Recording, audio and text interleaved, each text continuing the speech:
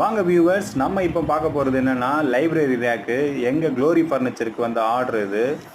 ஆர்டரில் என்ன சொல்லியிருந்தாங்கன்னா, அந்த ரூம் ஃபுல்லாகவே எங்களுக்கு ரேக் வேணும்னு கேட்டிருந்தாங்க.